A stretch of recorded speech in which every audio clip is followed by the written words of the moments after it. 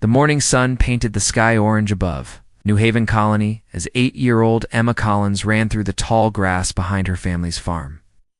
She loved exploring the forest that stretched beyond their land, even though her parents always told her to stay close to home.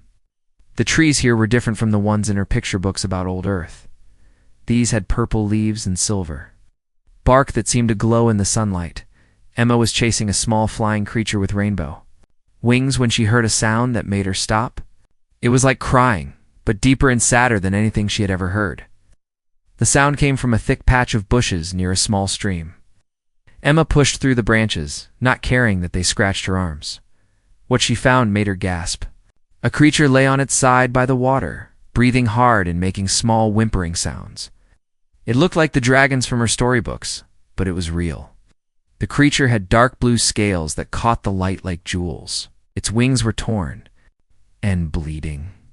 One of its legs was bent in a way that looked very wrong. The dragon's eyes opened when Emma came closer.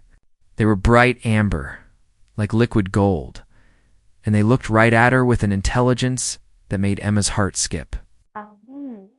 She could see pain in those eyes, but also something else. Hope. Emma knelt down beside the injured creature. She was not scared, even though it was bigger than she was. Something inside her told her this creature would not hurt her.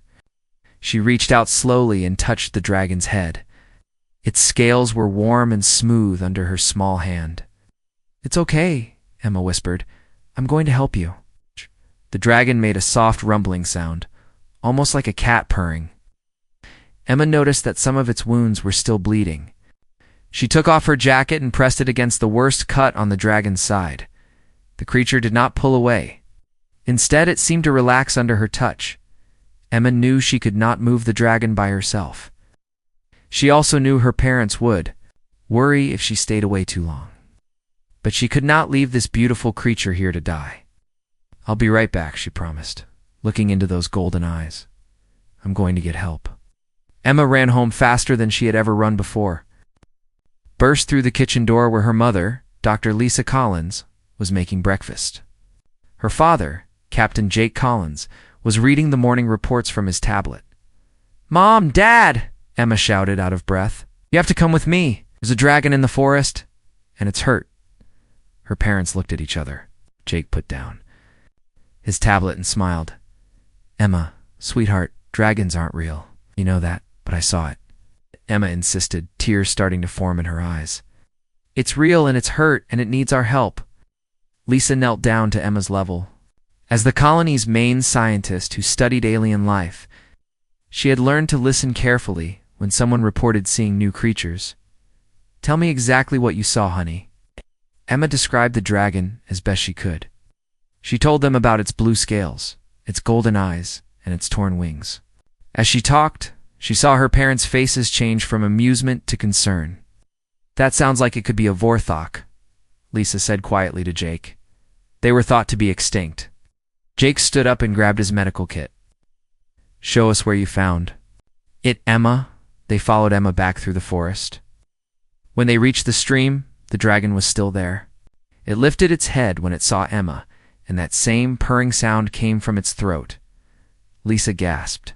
"It is a Vorthok. I've only seen pictures in old research files." Jake approached carefully, his military training making him cautious around unknown creatures. But when he saw how the dragon responded to Emma, relaxing completely in her presence, he knew this was something special. "It's bonding with her," Lisa said in amazement. "Look at how it reacts to Emma compared to us." They spent the next hour carefully moving the dragon back to their farm. Jake built a shelter in their barn while Lisa treated its wounds with her medical supplies. Emma never left the creature's side. She talked to it softly and stroked its head whenever it seemed to be in pain. "What should we call him?" Emma asked as she watched her mother bandage the dragon's wing. "How do you know it's a him?" Lisa asked with a smile. Emma looked into the dragon's eyes. "He told me." Lisa and Jake exchanged glances. They had heard stories about the bond between Vortex and other species, but they had thought they were just legends. "Blaze," Emma said suddenly. "His name is Blaze." The dragon made that purring sound again, louder this time, as if he approved of the name. Over the next few days, Emma spent every moment she could with Blaze. She brought him food and water, read him stories, and told him about life on New Haven. Blaze grew stronger quickly, and Emma noticed that she could sometimes feel what he was feeling. When he was happy, she felt warm inside. When he was sad, she felt like crying. Lisa documented everything in her research notes. She had never seen anything like the bond forming between her daughter and the Vorthok. It was as if they could understand each other without words, but their peaceful time together was about to end. On the 5th day after Emma found Blaze, a large ship appeared in the sky above their farm. It landed in their front yard with a loud whoosh of engines. Emma ran to the barn where Blaze was resting. The dragon's eyes were wide with fear, and Emma could feel his terror as if it were her own. 3 figures stepped out of the ship. 2 were tall humans in dark uniforms. The third was not human at all. It had scaly green skin, yellow eyes, and moved with the cold precision of a predator. Jake met them at the door. "Can I help you?" The alien creature spoke in a voice like grinding metal. "I am Inspector Zethka of the Galactic HFY. We have received reports of illegal possession of a dangerous alien creature. You will surrender it immediately." Inspector Zethka's yellow eyes moved like a snake's as he looked around the Collins farm. 2 human guards behind him carried weapons that hummed with energy. Emma could feel Blaze's fear growing stronger in the barn, and her own heart began to beat faster. "There is no dangerous creature here," Jake said, standing firmly in front of his house. His years as a soldier had taught him how to face threats, but he knew they were in serious trouble. Zethka tilted his reptilian head. "My sensors detect the presence of a Vorthok on this property. These creatures are classified as extremely dangerous by hegemony law. You will produce it now or face criminal charges." Lisa stepped forward, trying to keep her voice calm. "Inspector, I'm a scientist. I've been studying the creature, and it shows no signs of aggression. In fact, it appears to be bonding peacefully with my daughter." "Bonding?" Zethka's voice became even colder. "Impossible. Vorthiks are savage beasts. Any apparent bonding is simply the creature manipulating its prey before attacking. I have seen the aftermath of Vorthok attacks. Entire colonies destroyed." Emma could not stay hidden any longer. She ran from behind the house, tears streaming down her face. "Blaze isn't savage. He's gentle and kind, and he's my friend." The inspector's yellow eyes fixed on Emma. "Child, you have been deceived by a dangerous predator. Stand aside while we contain the threat." "No," Emma screamed. She could feel Blaze's panic through their connection. The dragon was trying to hide deeper in the barn, but his fear was making him sick. One of the guards moved toward the barn with a strange device in his hands. It looked like a cage made of light. Jake stepped in front of him, but the other guard pointed his weapon at Jake's chest. "Please," Lisa said, moving protectively in front of Emma. "Let me sedate the creature first.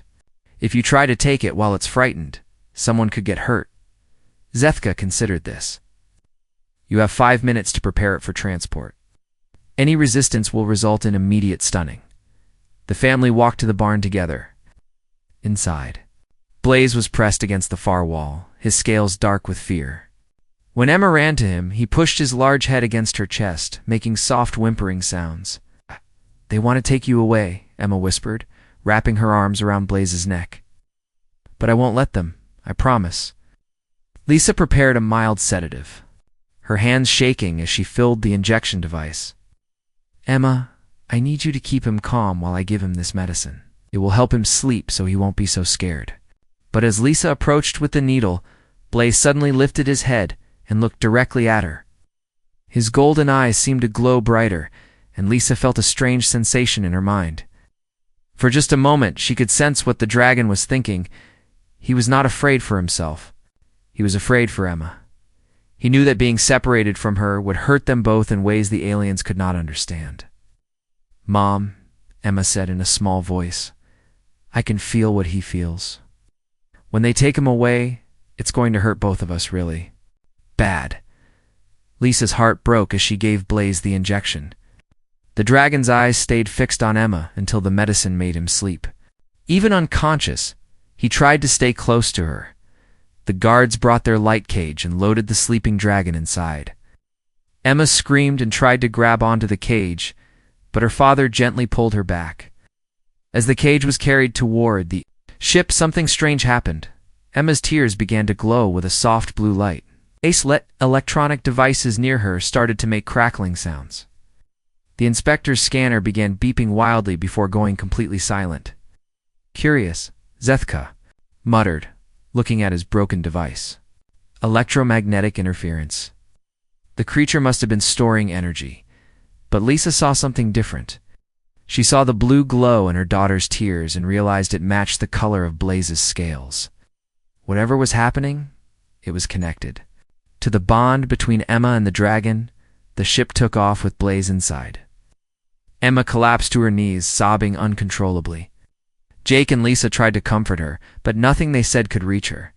She stared at the sky where the ship had disappeared and whispered Blaze's name over and over. For 3 days, Emma refused to eat.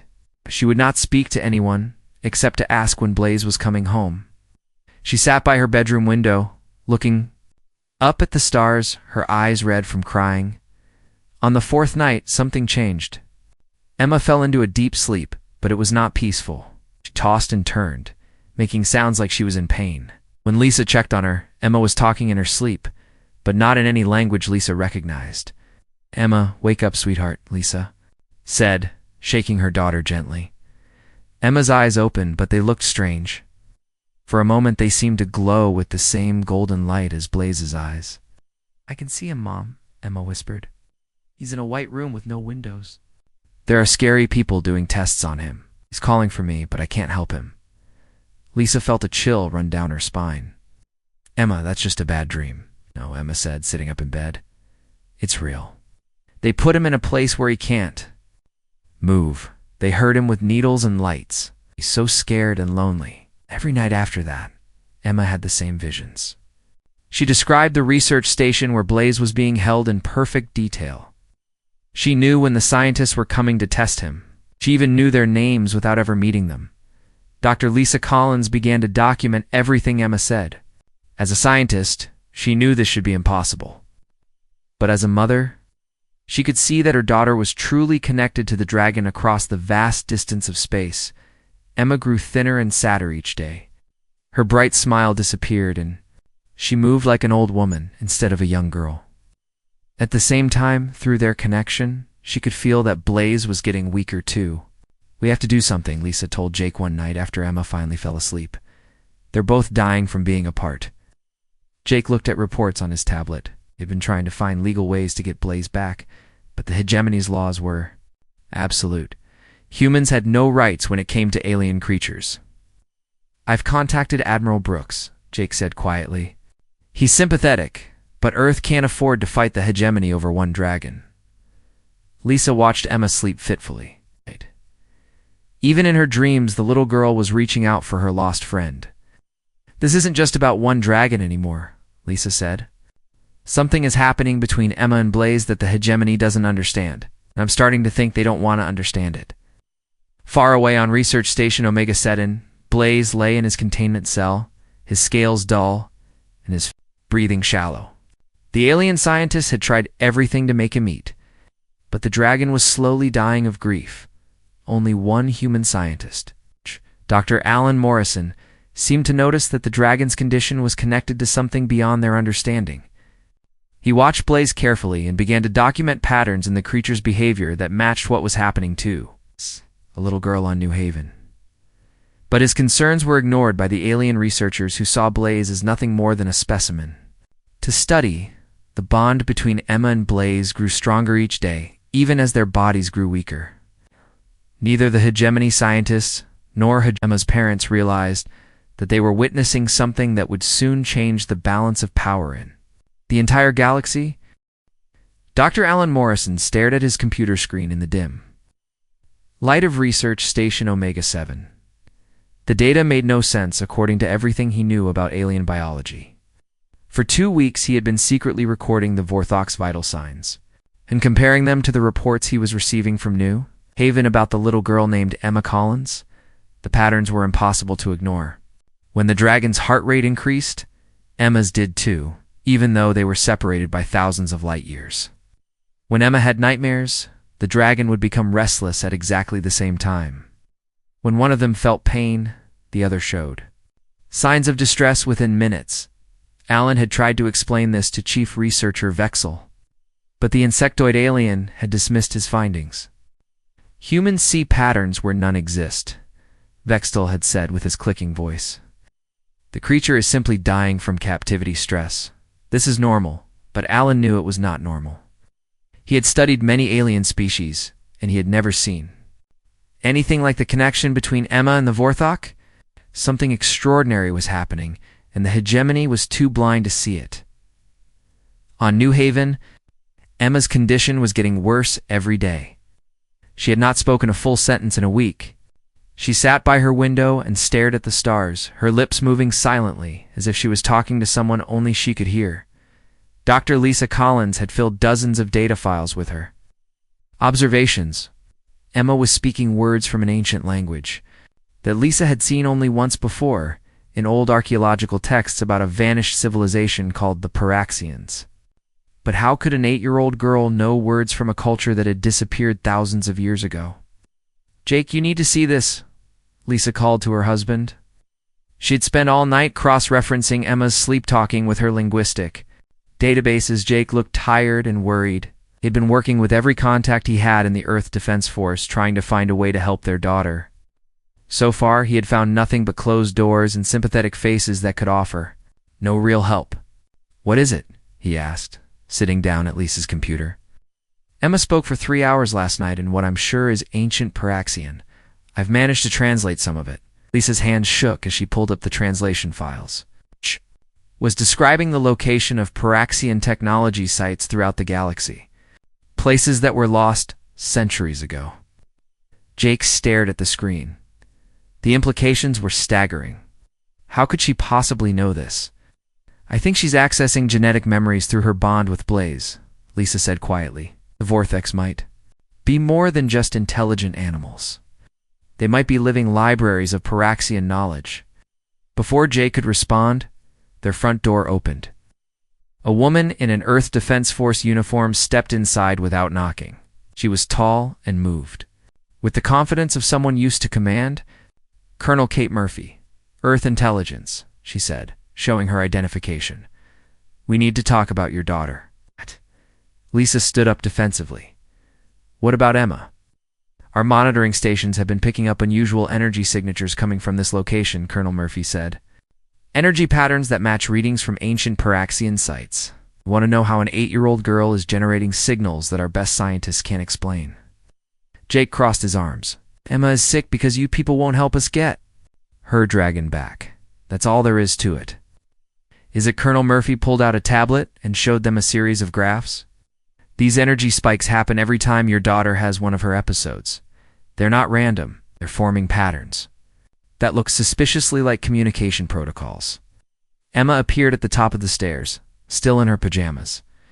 She looked smaller and more fragile than ever, but her eyes were bright with intelligence that seemed too old for her young face. "The voices are getting louder," Emma said in a voice that sounded strange and distant. "The old ones want to come home." Colonel Murphy's eyes widened. She had heard recordings of Emma's voice, but seeing the child in person was different. There was something almost otherworldly about the little girl now. "Emma, honey, come here," Lisa said gently, but Emma was looking directly at Colonel Murphy. "You want to know about the signals? They're not coming from me. They're coming through me. The Paraxians hid their most important secrets in the Vortex. Before they died, Blaze carries the memories of an entire civilization." Colonel Murphy knelt down to Emma's level. "Can you tell me more about these memories?" Emma's eyes seemed to glow with golden light for just a moment. "The hegemony built their empire on stolen Paraxian technology, but they never understood how it really works. The Vortex are the keys. Without them, most of their machines will stop working eventually." Far away on Research Station Omega-7, alarms suddenly began blaring.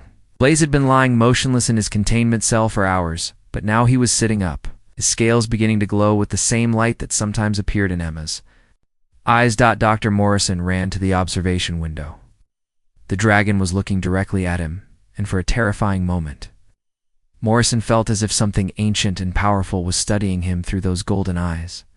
"Impossible," Chief Researcher Vexthal said, rushing into the observation room. "The creature has been nearly comatose for days. What caused this change?" The monitoring equipment around Blaze's cell began making strange sounds. Screens flickered, and several devices stopped working entirely. The dragon stood up slowly, his scales now glowing so brightly that it hurt to look at him directly. Blaze walked to the transparent wall of his cell and placed one clawed hand against it. Where he touched, the supposedly unbreakable material began to crack. On New Haven, Emma suddenly stood up straighter. The tired, sick look left her face, replaced by an expression of ancient wisdom and barely contained power. "They're hurting him too much," she said, her voice carrying harmonics that seemed to vibrate in the air around her. "The old ones are waking up. They remember being betrayed. They remember being murdered, and they are very, very angry." Murphy stepped back as the air around Emma began to shimmer with energy. Every electronic device in the Collins house started making warning sounds. "Emma, you need to calm down," Lisa said, reaching for her daughter. But Emma was no longer completely Emma. Something vast and ancient was looking out through her eyes. When she spoke, it was with the combined voice of a dead civilization. "The hegemony took our children. Ow. They built their empire on our bones. They think they can cage our last guardians and steal our final secrets." Emma's small hands began to glow with blue fire. "They are wrong." Light exploded outward from Emma's body, racing through the ground beneath the Collins farm. Deep underground, ancient Paraxian technology that had slept for millennia began to wake up.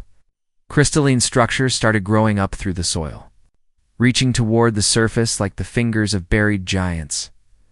At the same time, on Research Station Omega-7, Blaze let out a roar that shattered every piece of glass within 100 meters. His scales were now burning with white-hot energy, and the crack in his cell wall spread like a spiderweb. Dr. Morrison grabbed his research files and ran for the emergency pods. He could feel something building, something that would either save the galaxy or destroy it. Either way, he knew that the universe was about to change forever. The bond between a little girl and her dragon had awakened something that the hegemony had thought was safely buried in the past. But the past, it seemed, was not finished with the present. The explosion of light from Emma's small body reached across space itself. On Research Station Omega-7, Dr. Alan Morrison felt the wave of energy pass through him like warm water.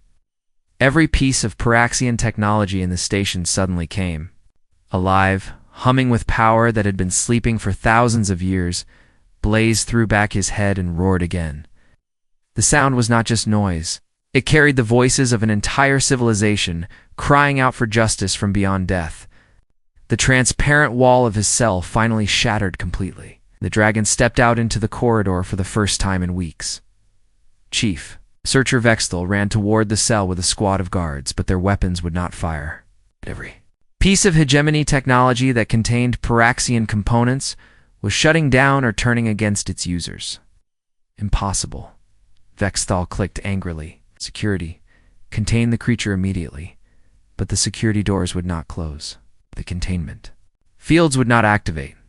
The station's computer systems were displaying messages in ancient Paraxian script that no one could read. Dr. Morrison watched from the evacuation bay as Blaze walked slowly through the station corridors. The dragon was not attacking anyone. He was simply looking around, his golden eyes taking in everything, as if he was seeing the station through the memories of his ancient ancestors, where Blaze walked. Paraxian technology came alive. Wall panels that had been dark for centuries began glowing.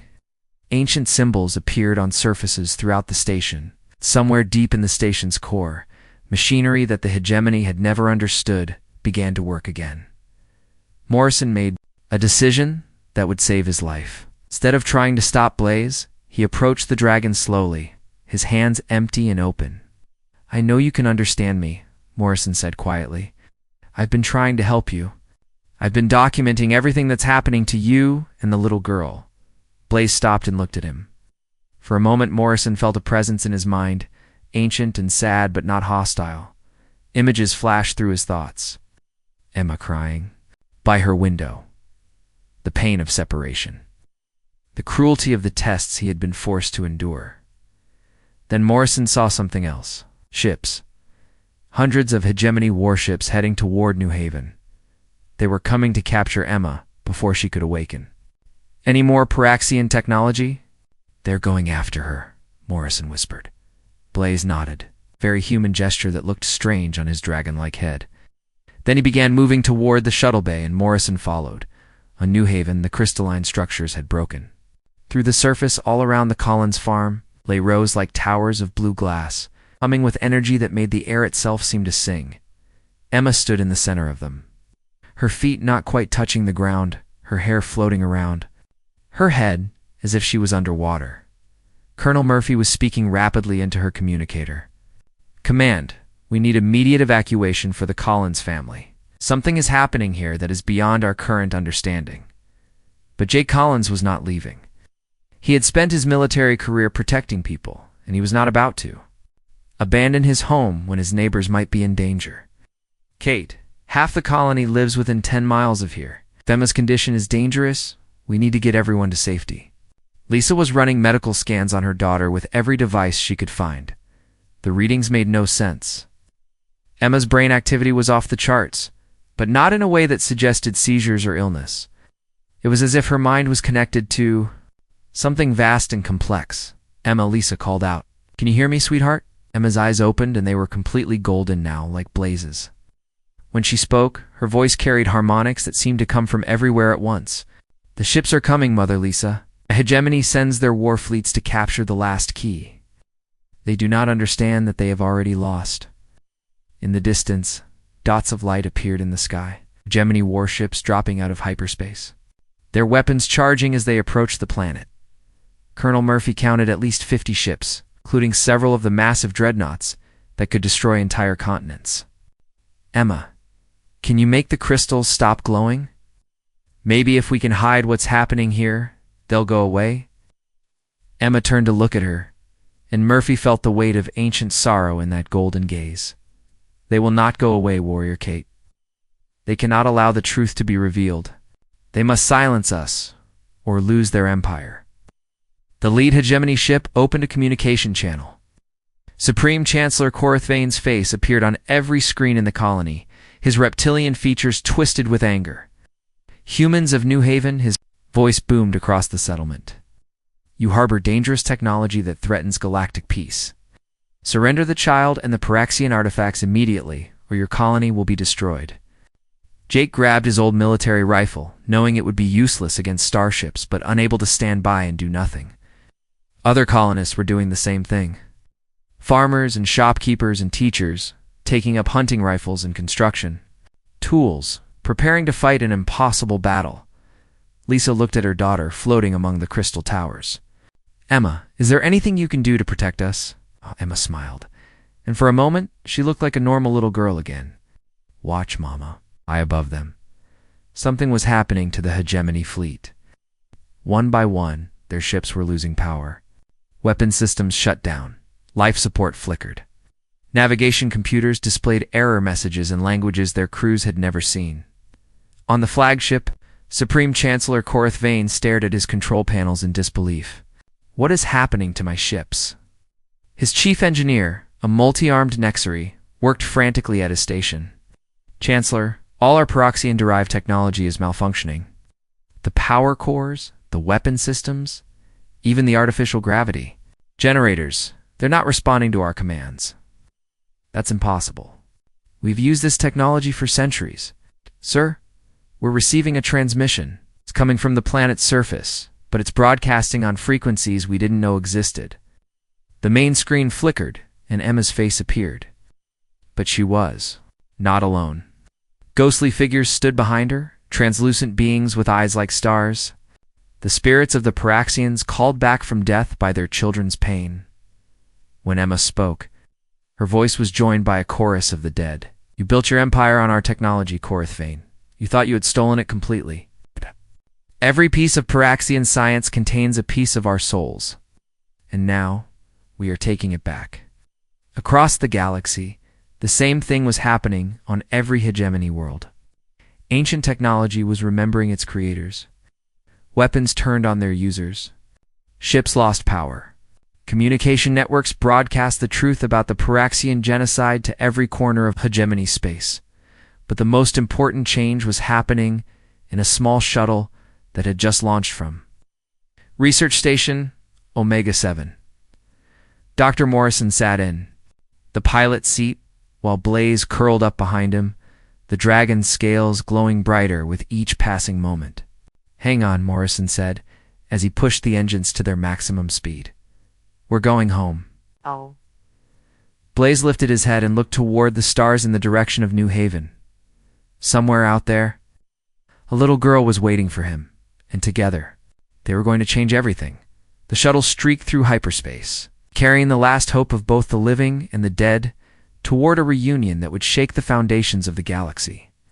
The shuttle carrying Blaze and Dr. Morrison dropped out of hyperspace, above New Haven, just as the hegemony fleet was preparing to fire on the colony. Morrison could see the massive ships surrounding the planet like hungry wolves, their weapons aimed at the small farming settlement below. "There," Morrison said, pointing to the crystal towers rising from the Collins farm. "That's where we need to go." Blaze pressed his face against the shuttle window and made a sound that was part roar and part song. After weeks of separation, he could feel Emma's presence again, calling to him across the void. The dragon's scales began glowing so brightly that Morrison had to put on protective glasses. Down on New Haven, Emma suddenly lifted her head. Her golden eyes widened with joy, and for the first time in weeks, she smiled like the little girl she truly was. "He's coming," she whispered. "Blaze is coming home." The crystal towers around her began humming louder, their blue light pulsing in rhythm with her heartbeat. The ghostly figures of ancient Paraxians that surrounded her grew more solid, their starbright eyes focusing on the approaching shuttle, Supreme. Chancellor Korathvane watched from his flagship as the small shuttle descended toward the planet. "Destroy that vessel immediately," he ordered, but when his weapons officer tried to fire, nothing happened. The targeting systems displayed error messages in ancient Paraxian script. All across the hegemony fleet, the same thing was happening. Their own technology was refusing to obey them. Chancellor, his chief engineer, reported panic in his multi-armed gestures. "We're losing control of more systems every minute. The Paraxian components in our ships are turning against us." Morrison's shuttle landed in the field beside the Collins farm. The moment the doors opened, Blaze leaped out and ran toward Emma. The dragon moved faster than he ever had before, his powerful legs carrying him across the ground like lightning. Emma floated down from the crystal towers, her feet touching the earth just as Blaze reached her. When they came together, the little girl threw her arms around the dragon's neck, and he wrapped his wings around her protectively. The reunion created a shockwave of energy that rippled outward from New Haven, traveling faster than light itself.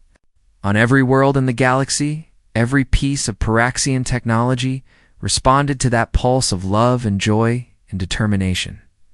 Jake and Lisa Collins ran to their daughter, Lisa's streaming down their faces. For a moment, Emma was just their little girl again, hugging her beloved dragon and crying happy tears. "I missed you so much," Emma sobbed into Blaze's scales. "I felt so empty without you." Blaze rumbled deep in his throat, the sound filled with love and relief. Through their bond, Emma could feel his memories of the cold research station, the painful tests, and the loneliness that had nearly killed him. But she could also feel his determination never to be separated from her again. Dr. Morrison approached, slowly, still amazed by what he was witnessing. "Emma, the hegemony fleet is still up there. They're not going to give up easily." Emma looked up at him, her eyes returning to their normal blue color for a moment. "Thank you for helping Blaze escape, Dr. Morrison. You're a good man." Then she stood up, still keeping one hand on Blaze's head, and looked toward the sky where the hegemony ships waited like dark clouds. "It's time to finish this," she said. Emma and Blaze walked together to the center of the crystal formation. The towers of blue glass reached high into the sky, crackling with energy that made the air itself glow. When Emma placed her hands on the central crystal, her voice was amplified across the entire star system. "People of the hegemony," she said, her words reaching every ship in the fleet.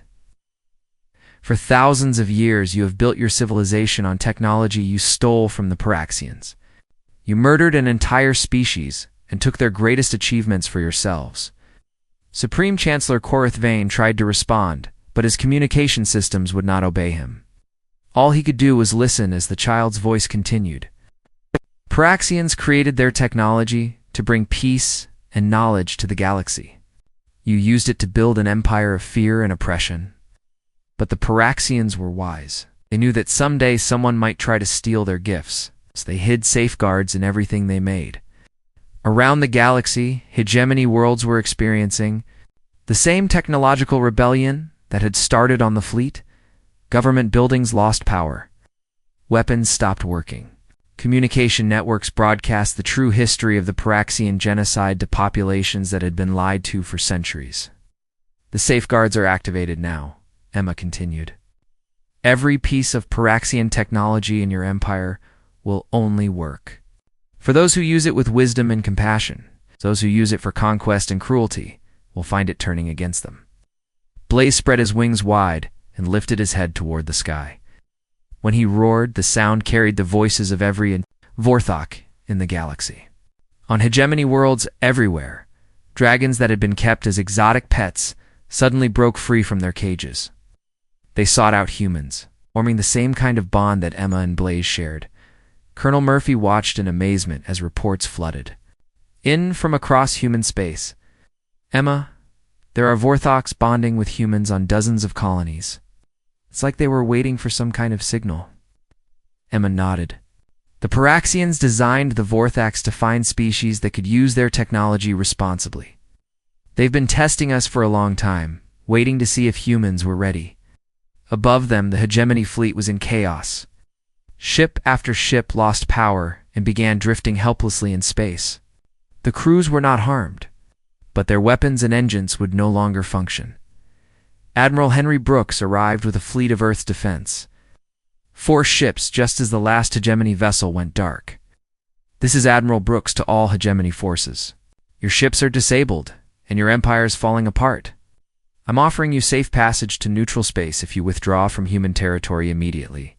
Supreme Chancellor Korith Vane appeared on the communication screen, his reptilian face twisted with rage and defeat. This is not over, humans. There are other fleets, other weapons. Emma stepped forward, still holding Blaze's head. When she spoke, her voice carried the authority of an ancient civilization. It is over, Korith Vane. The age of the hegemony has ended. A new age begins now, one where species work together instead of conquering each other. Humans will help other. Worlds learn to use Paraxian technology the way it was meant to be used. Though the Chancellor's image flickered and disappeared as his ship's communication system finally shut down completely in the days that followed. The galaxy changed more rapidly than anyone had thought possible. The hegemony's empire crumbled as world after world declared independence. Humans, working with their Vorthok partners, helped former hegemony colonies establish peaceful governments. Emma and Blaze became the first human Paraxian ambassadors, traveling from world to teach others about the bond between species and the responsible use of advanced technology. Emma was still just a little girl, but she carried the wisdom of an ancient civilization and the love of a dragon who would never leave her side.